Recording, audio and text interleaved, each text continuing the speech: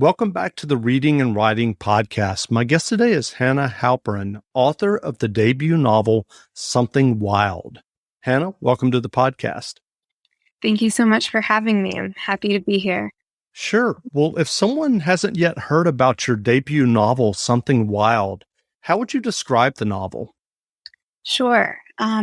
Something Wild is the story of Nessa and Tanya Bloom, who are two adult sisters. And one weekend, they go home to their childhood house in Arlington, Massachusetts, and they're helping their mother, Lorraine, clean out the house because she's going to move. And that weekend, they find out that their mom is in an abusive marriage with their stepfather. And both sisters, who are pretty different, pretty different women, have different reactions to finding out about this abuse, and they have very different relationships with their stepfather as well. And they're trying to get their mother to leave this marriage.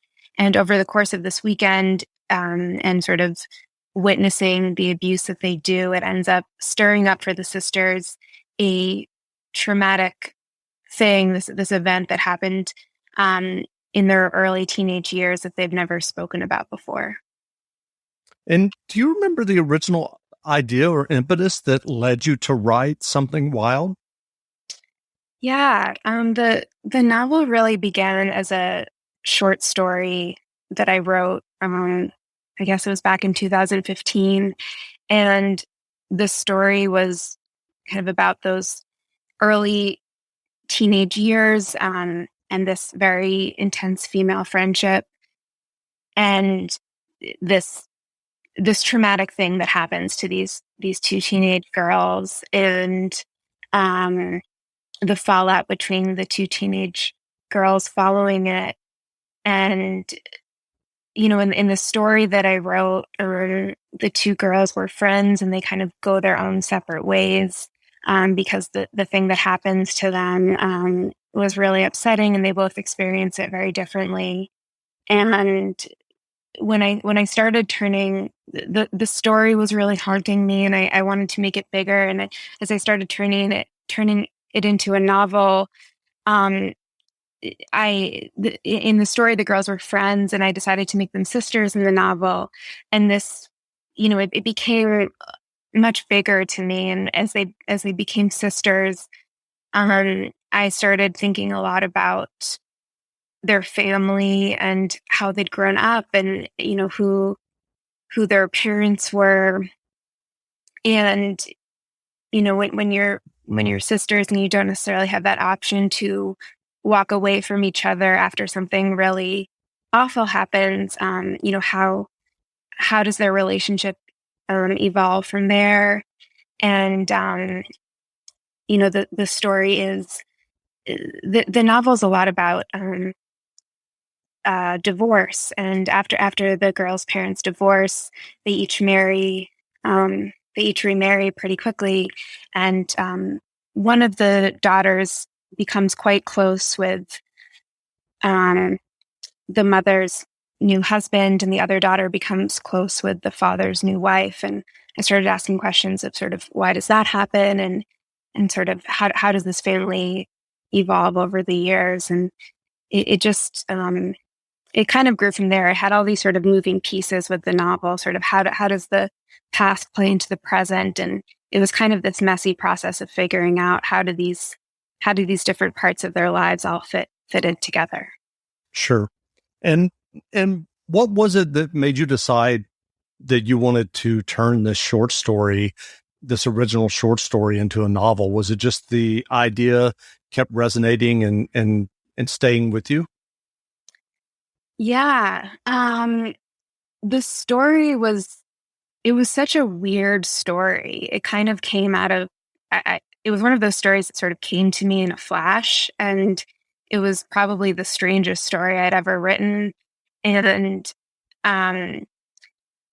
it was kind of a frightening, scary story. And it did this thing where it played with the past and present a lot. And I just could imagine it being bigger. It seemed like there was room for it to be bigger.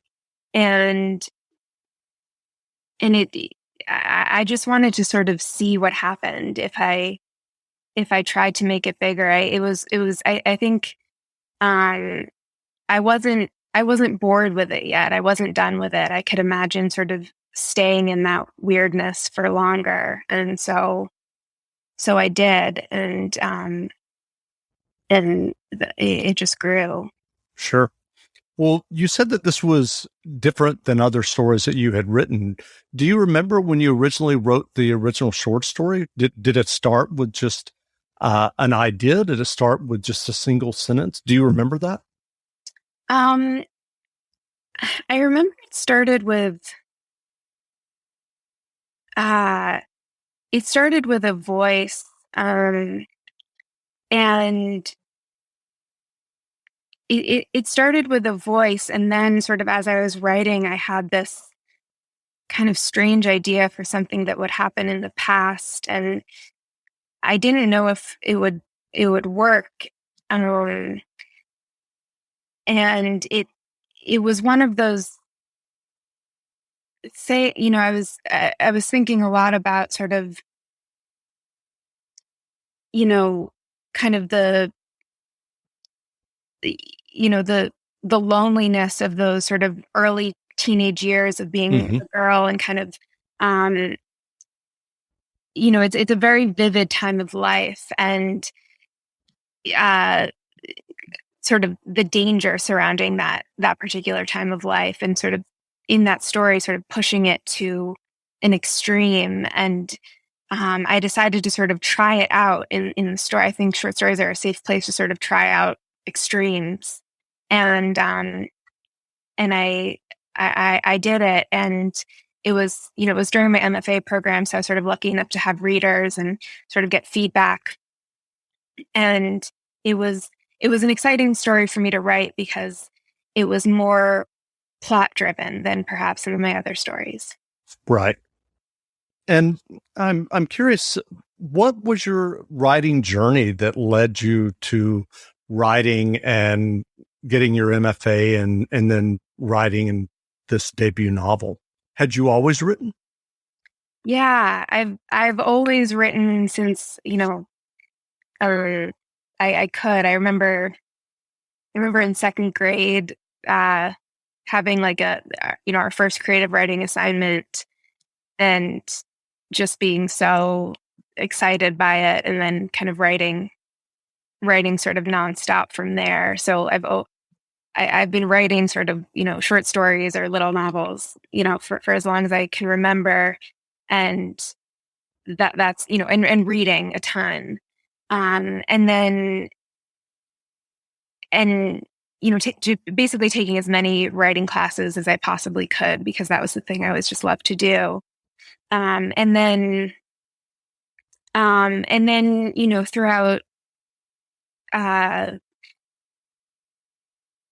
getting a job after college, and taking some writing classes at the same, um, at the same time. And that's kind of when I learned about MFAs, and, getting really fixated on wanting to go and do that. And writing short stories while I was in Wisconsin. And, it was kind of the summer after my MFA that I started turning one of these short stories into a novel. And then, um, after I graduated, I moved to Martha's Vineyard for 2 years, and I was working, as a domestic violence counselor. And that's when I wrote the first draft of this novel, pretty much during those 2 years. And so, what was your MFA experience like at the University of Wisconsin Madison? I loved it. It was so, it was so exciting to be able to just spend so much time. I wrote more there than I'd ever written before. And it was, to me, the most exciting part was having this cohort of people who, were so talented, and reading their writing, each week, and feeling, um, the just feeling excited to be around them and getting their feedback. And, writing is such an insular thing. So having that community of readers and writers, it was the first time I kind of allowed myself to really take it seriously. And um, it was so much fun. I loved it. And have you stayed in touch with your classmates? Yeah. Yeah. I mean, most of them were the first readers of um, Something Wild. And I'm in a writing group now, and one of the people in my cohort is in that writing group, and uh, we stay in touch quite a bit. So it's just been nice because they're some of my most really good friends, and then also just trusted readers. That's great. So are you working on another novel now? I am. I've been working on a second novel, and been really nice to have this other project that I've been sort of consumed by. And so what was the path to publication like for you once you did finish your novel, Something Wild? It was, yeah, I mean, I ended up doing a lot of edits with my agent. She really helped me to kind of get the novel ready to send out. And then we sold it to Viking. It ended up being sort of a few months before the pandemic hit, and found an amazing home for it. I really love my editor, Allison Lorenzen at Viking, and then did a bunch more edits with her, and it was all sort of during the pandemic, and um, but it kind of went pretty smoothly, and then it came out at the That's end of great. June. Yeah. Well, what are some novels that you've read recently that you enjoyed? Um, I I've been rereading a lot actually, but I recently reread The Altruist by Andrew Ridker, which I loved the first time and loved the second time too. It's about this Jewish family uh, who are sort of reconvening in the Midwest where they grew up uh, after a loss in the family, and they have a lot of issues, and the author goes into each of their points of view, and it's so funny. I don't often laugh out loud while I'm reading, but I do with this book, and it's very cringy humor. It's just so smart, and it's it's also an incredibly sad book, but it's kind of that mix of funny and sad that I like I'm always looking for, and it's really good. And I also am starting on Happy All the Time by Laurie Colwin, who's a writer that I really love. I've mostly read her short stories, but this is a novel, so I'm excited to be reading it. That's great. Well, what writing advice would you offer for those who are working on their own stories and novels? Um, I, the thing that just came to mind is a piece of writing advice that one of my professors, Judy Mitchell, gave us, uh, and at the beginning of our MFA, and it was, I think if you are, a writer or embarking on writing, one of the things that you will inevitably just face, get a lot of is rejection. I've gotten way more rejection than I have acceptances.